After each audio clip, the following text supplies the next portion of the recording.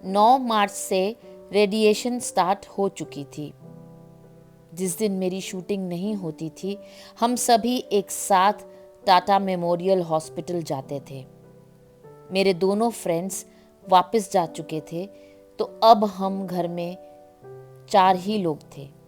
मैं, मेरे हस्बैंड, मेरी बेटी और मेरी मम्मी।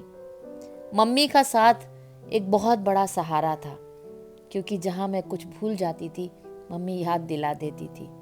अब हम एक दूसरे के साथ ज़्यादा से ज़्यादा समय बिताना चाहते थे। रेडिएशंस, मेडिटेशन और एक्सरसाइज से मेरे हस्बैंड की तबीयत में सुधार आ रहा था। शूटिंग पर एक दिन मुझे मेहंदी लगनी थी। शूटिंग की मेहंदी आपको पता है, इस तरह पेन से भी लगाकर काम चलाया जाता है। अपने हस्बैंड की तबीयत में सुधार देखकर ये पेन से लगी मेहंदी भी मुझे बहुत अच्छी लग रही थी। 10-11 रेडिएशंस तो बड़े आराम से हो गई थी। कोई साइड इफ़ेक्ट्स या फिर कोई तकलीफ़ नहीं देखनी पड़ी थी। लेकिन उसके बाद धीरे धीरे तकलीफ़ आने लगी थी। मुंह में छाले आने लग गए थे, गर्दन की स्किन काली होने लग गई थी और धीरे धीरे बाद में पपड़ी की तरह उतर भी रही थी। हस्बैंड से खाया पिया नहीं जा रहा था, इसलिए वो बहुत कमज़ोर भी हो गए थे।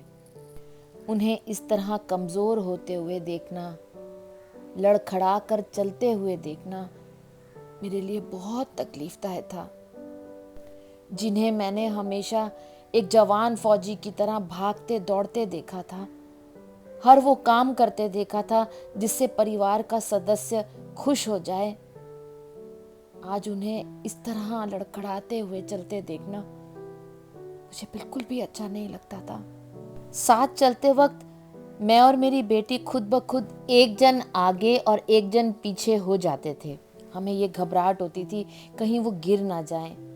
लेकिन फिर भी हम उन्हें इस बात का एहसास कभी नहीं कराते थे कि वो कमज़ोर हो रहे हैं। हमेशा उन्हें ये कहते थे, जल्दी चलो, यहाँ जाना है, हमें वहाँ जाना है, ये करना है, वो करना है, और बहुत सारे ऐसे काम हैं जो मैं आपके बिना नहीं कर सकती।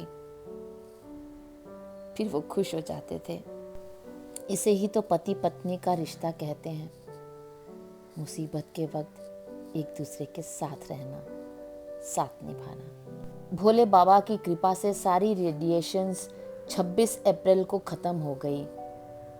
हाँ, कुछ साइड इफ़ेक्ट्स थे, थोड़ी तकलीफ़ भी हुई थी, लेकिन अब वो अच्छे हो रहे थे।